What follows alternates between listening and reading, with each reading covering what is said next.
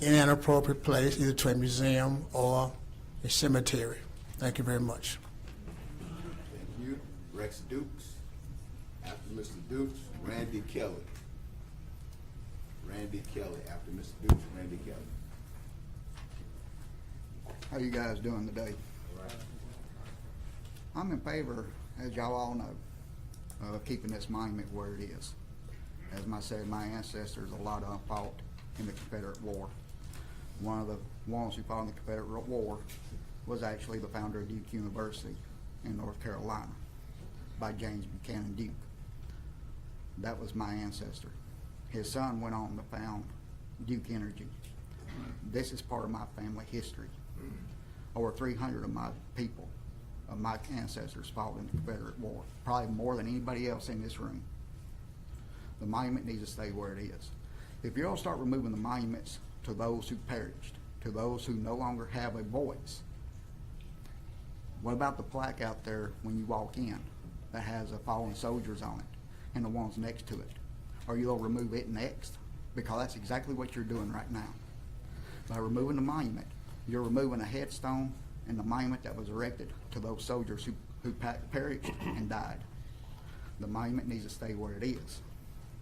Y'all need to understand what y'all are doing by trying to vote to remove this. Y'all are falling into the trap that Sorts and others have perpetrated and has divided this country like no other. You think by removing the monuments, it's so bring in unity. It is not going to bring in unity whatsoever. It's so further divide this country to the point to where you could end up in another civil war.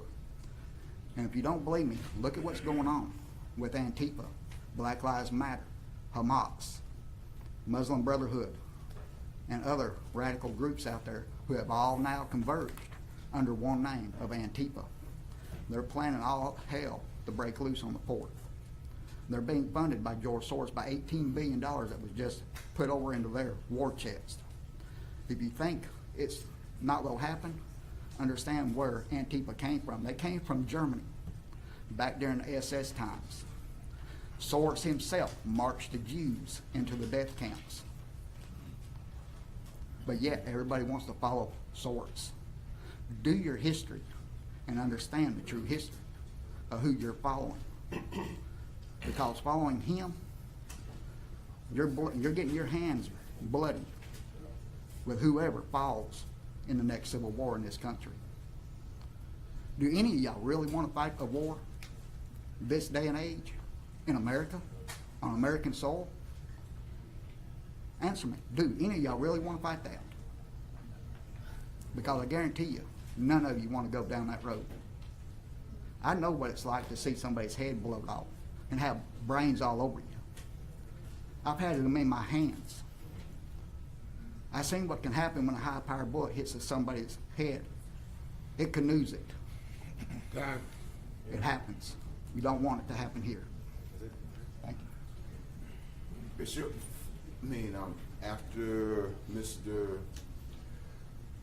his name Randy, we'll have Bishop Fred Caldwell.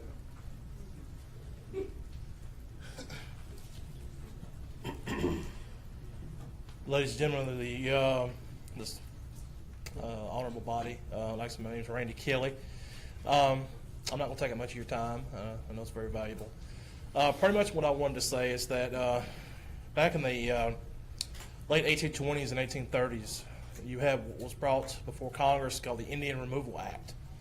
And one of the biggest proponents, or should I say, the ones that was against it was the Honorable Davy Crockett, that would later go on and perish in the Battle of the Alamo. But when he found out about it, he actually came all the way from Tennessee back to Washington D.C.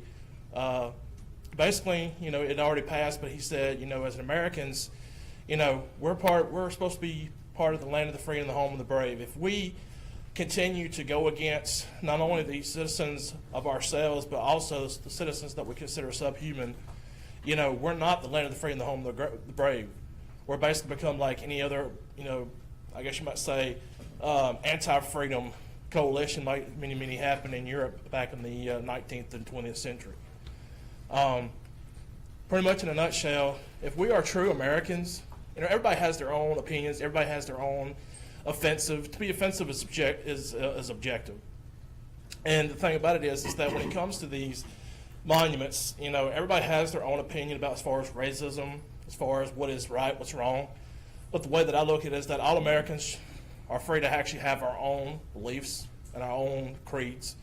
And I feel like that as Americans, something as minute as this, you know, shouldn't even come on our desk, let alone come to a vote. Bishop Fred Caldwell, and after Bishop Caldwell, Curtis Davis. Well, hello, everybody. Y'all act like y'all at a funeral. It's a good day. The day the Lord has made. And God is good. What is the problem with Shreveport? I'm born and raised here. Is it my skin? I'm not going to apologize for what God has done because he didn't make no mistake. I'm happy to be black. Real happy. Is it the economics? Is that the problem with Shreveport? Because, you know, old money is running this thing, and that's why Shreveport is not growing. They don't want no new money in here. And it's killing this city. And those of you that are elected, wake up. That monument is stopping Fortune 500 companies and a whole lot of other stuff from coming here. So that's the problem. It ain't that dumb monument out there. No offense intended. But if this city's going to move into the future, why is there so much energy being spent in holding on to the past? It can stay in Shreveport, just get it from that spot. Move it to the museum. This city is not going to grow, and I'm not a big proponent of Bossier, but Bossier is growing. Bossier's growing. Now, if you want to talk about tax dollars, you need some Fortune 500 companies in there, and people are not going to associate their companies with that rebel situation on the courthouse out there. It's offensive to me, and it should be offensive to every real black person. Okay? Real black person. It should be offensive to people of goodwill. Why do we keep holding on to something that's taking the whole city down? People want to talk about war. I'm going to come back decorated 82nd Airborne Foot Soldier. I've been to war too. White folk ain't the only one who went to war. We all got a part in this. But it's time, if this city's going to move into the 21st century, let's get going. There's too much energy being spent on that thing out there. The thing should have been gone. You're talking about adding to it. Where are you going to start with? Rosa Parks, Dr. King, Malcolm X? I mean, where are you going to start? Just take that and put it in the museum, and let's start lobbying companies to come in here so the city can move forward. The problem in Shreveport is that it's straight up racist. And what's out there in front of this, what's in front of the courthouse, ain't history, it's hate. That ain't history, that's hate. That is not history, that's hate. And if you're going to call it history, it's the darkest part I know. Who wants to be proud for trying to keep people subjugated? That's nothing to be proud of. So, Time. I'm done. Move to extend.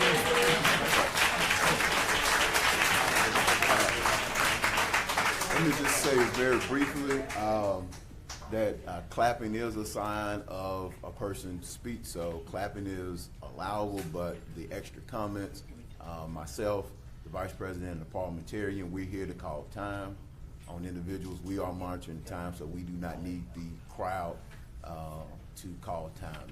Individuals here, if someone wants to extend, we have a process for doing that.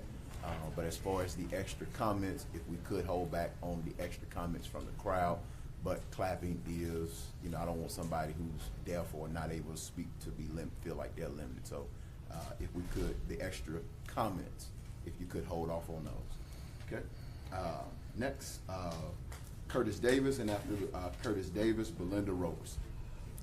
Good afternoon. My name is Curtis Davis. I'm the executive director of an organization here called Vote Shreveport. VOTE is an acronym for Voice of the Experienced. We're talking about taking down the monuments and not destroying the monuments, but moving them from the area that they're in. I actually spent 26 years in prison. I was extradited from California here on a second-degree murder charge. When I first got to the courthouse, they had a Confederate flag in front of the courthouse, and I felt like a Jewish person might feel when they're going to a Nazi star chamber, wondering whether or not I'm about to get a fair trial here. You know, that would have been impossible for the Jews going up against the Nazis, and it has to be impossible if you're in a building that's about impartiality. All of the arguments that you're hearing today are about history, which history is recorded in books and museums, or heritage, which is about hereditary birthright or race, right? There should be no type of monument in front of any courthouse anywhere in the world, let alone in Shreveport, Louisiana. If you understand what impartiality is about, you need to at least have the appearance that we're treating people fair. But we all know why the monuments ever came. They have 1,503 monuments across the United States that are owed to the Confederacy, the great cause. That cause was about the subjugation of black people, to show that no black would ever be on the same level as any white person in this world. You're all college educated people. We have to stop pretending that we don't know why the monuments are there. The monuments weren't there in the Civil War. They weren't there right after the Civil War. They came at 3 different times during the history of the United States. The early 1900s, the 1930s, when the Ku Klux Klan came about real serious, and in the 1950s at the advent of the Civil War. It was just like the brother said, Duke, that you're threatening us with these monuments. That's what that's always been about. Negroes, stay in your place. You know you have a place here. Right now, we know what this city is about. We almost can't even really talk about it to each other because it's so separate. It doesn't matter if we come together or not, but the monument needs to move, because it's not just about one race of people here in the city of Shreveport or in the parish of Caddo. Thank you for your time. I appreciate you guys. Peace.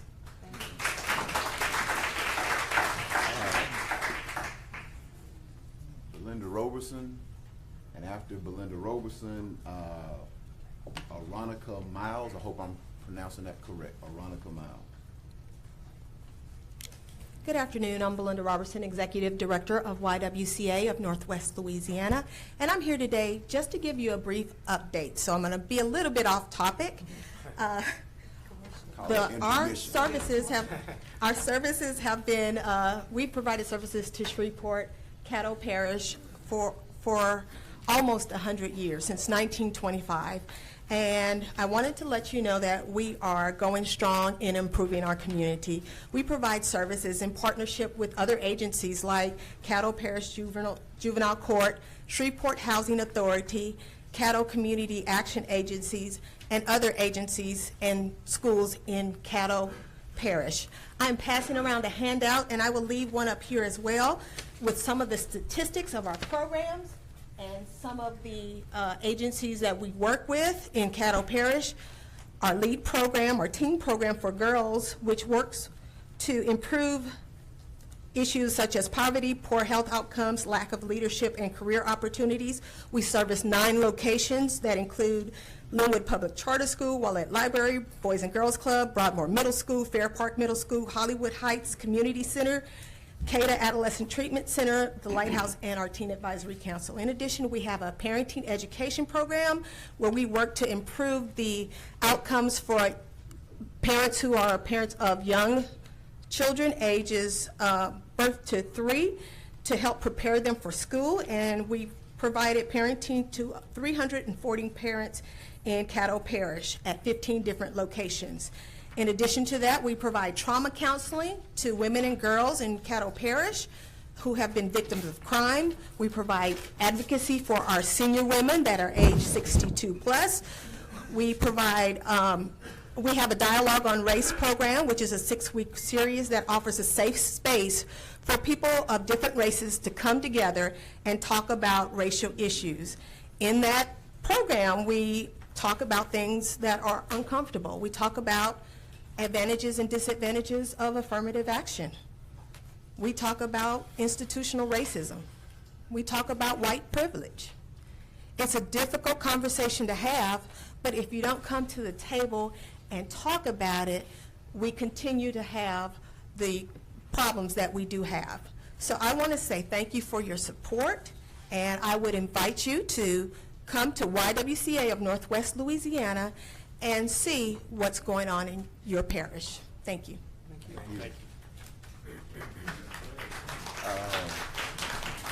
One moment before you start, Ms. Miles, for those in the back, there are some seating here in the front area, so if you want to come down to the front, I didn't know if there, but there is some seating here in the first two rows that are open if individuals would like to have a seat. All right, go ahead. Good afternoon. I'm Aronica Miles, a lifelong citizen of Shreveport. The Confederate monument at the Caddo Parish Courthouse must be removed. It is a symbol of hatred, not history. It is a symbol of intimidation, letting all who visit know that their matters will be judged and decided based upon the evil spirit of the Confederate ideology. I understand that there are many citizens who feel as though it is a representation for their ancestors. Perhaps the city can donate the monument to those citizens for their family plots. The team that lost the game does not get to have a trophy. Thank you.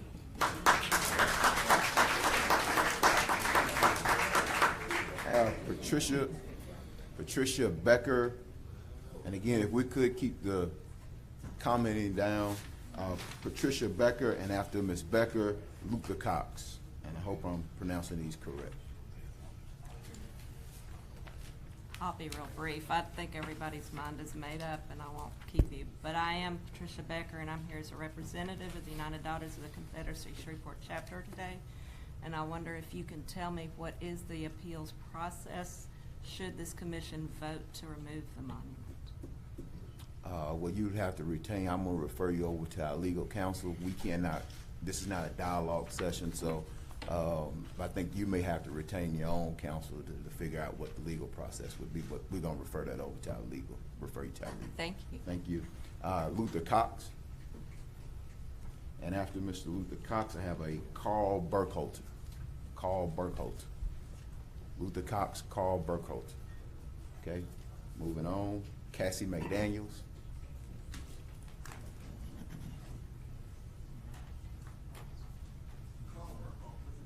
Okay, I'm sorry, Cassie. Carl Burkholter. Okay. Thank you, gentlemen. I first came here because y'all had the third biggest racetrack in the United States. I came here for money. And at the racetrack, we had the most valuable private library in the world to study the cavalry. That was the golden age of horsemanship. And I was flipping through it, and I learned that Confederate cavalry were helping black people escape slavery that was being enforced against the Emancipation Proclamation, specifically excluded counties, parishes in South Louisiana where slavery is legal, but the Union was making money off those parishes, and they used their cavalry to keep the black people in place. Governor Allen, who's on the monument, issued a Declaration of Emancipation in Confederate territory. So you had the Yankee cavalry keeping the black people there, and you have the Confederate cavalry trying to bring them into freedom. Ms. Barnum, who I wish she could be here today, her family has oral history of that. That's what really happened.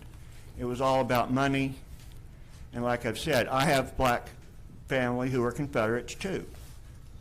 And most of you here trace back to the people that were Confederate loyalists who were in that, who were pro-Confederate, and they saw what the Yankees were doing.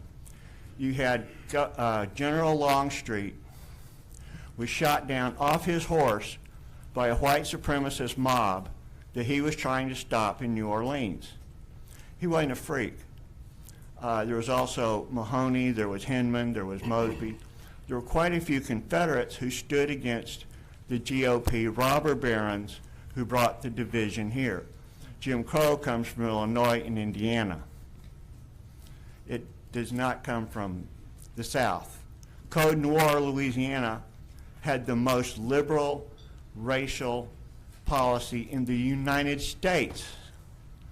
The land of Lincoln prohibited education for black people. There was no access to the courts for black people in Indiana, in Ohio, and Pennsylvania. In Code Noir, Louisiana, the lowest slave could go to the court and report a problem. It was a different, it was very, Louisiana is upside down. We need to stop this lie. This is a good place to do it, here in Shreveport. Let's have a cross-ex debate, or let's put Jefferson Davis on trial. He wanted a trial. He refused to pardon so he could have a final platform. Please, let's take a real close, hard look at what really happened. I think we need to put a museum there and build it up.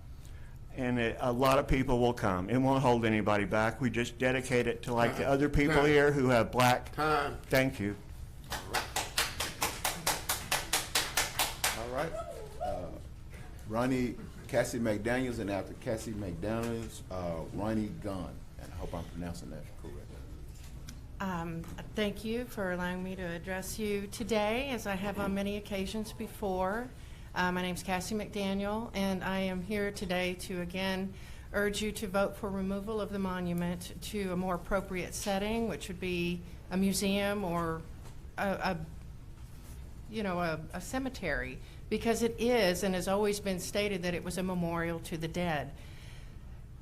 The problem has never been the monument itself. It's always been the placement of the monument in a public setting that is supposedly representative of all of the people of this parish. And when it was in place, there were no black people who could vote in this parish. They had no say in where it was placed or what it purported to be about.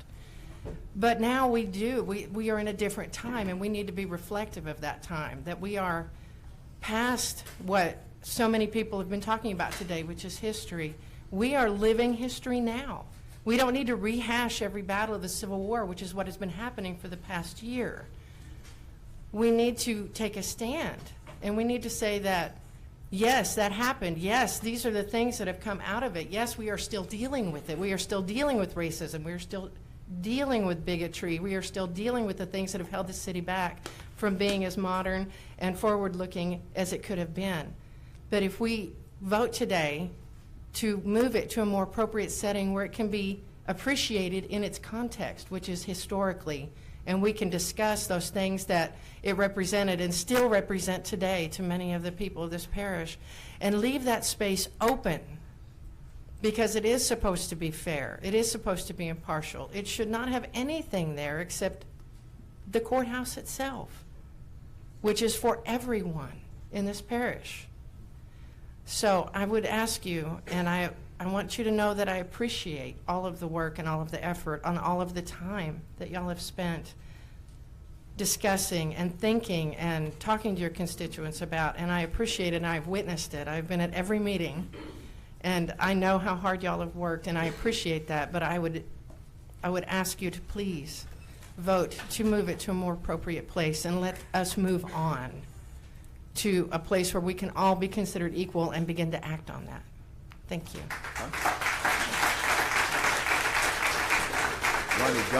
Ronnie Gunn, and after Mr. Gunn, Irma Rogers. So after Mr. Gunn, there'll be Irma Rogers. Good afternoon, ladies and gentlemen. My name is Randy Gunn. I'm here because I think the Confederate monument should stay where it is. My ancestry fought in the Confederacy. I'm a son of the Confederate veterans. That statue does not offend anyone. It's a statue. It's a monument. It's not something that has slavery written on it like people seem to think. People need to know their history about the Civil War and what slavery had to do with it. And just for those that do not know what the slavery was, I have something here I want to read to you that you probably should all know. The first slave owner in America was not only a black man, he went to court and demanded it. In 1654, it was time for Anthony to release John Kaser, a black indentured servant. Instead, Anthony told Kaser he was extending his time. Kaser left and became employed by the free white man, Robert Parker. Anthony Johnson sued Robert Parker in the Northampton court in 1654. In 1655, the court ruled that Anthony Johnson could hold John Kaser indefinitely. The court gave judicial sanction for blacks to own a slave of their own race. Thus, Kaser became the first permanent slave and Johnson the first slave owner. So when people start complaining about the Confederacy and saying white people are slave owners, that's not necessarily true. They need to learn their history and learn what the Civil War was really about. Thank you. All right. Ms. Irma Rogers, and after Irma Rogers, Maxine Davis. After Irma Rogers, Maxine Davis. And again, if we could keep the crowd conversations to a minimum, All right. President Jackson. Hold on, Ms. Rogers. We want to give every speaker courtesy and respect, so if we could keep the crowd conversations to a minimum. All right. President Jackson, other commissioners, administration, I will reiterate some of the words that I spoke a couple of months ago on this issue. Many of the citizens in the area from which I represent, Martin Luther King area, celebrate the end of slavery, typically June 19th, or known as Juneteenth. During that time, they reminisce. They do not like some of the thoughts that they come up with. Their parents, their grandparents, my heritage too, of those who were slaves. They were disenchanted, broken from their families, driven away. That's what it represents to us. At the time that the monument was erected, there were no black citizens who had voting rights at that time, more than 100 years ago. There were no black commissioners, African American, city councilmen, no one with a voice for us to say that this was something that we did not want. So no one knew that it was offensive to us or our heritage. So I would like to reiterate today that it is offensive to our heritage. It is offensive to my ancestors. Please take that in consideration with your vote today. If we would have been asked, we would have said no. And that would have stopped a lot of what we're discussing today. But we were not asked. We didn't even have the right to be asked. We couldn't even vote. So think on those things. I know people think it's history. If it is history, then take it to the museum. I suggested before we have the Louisiana State Museum on Greenwood Road. Excellent place.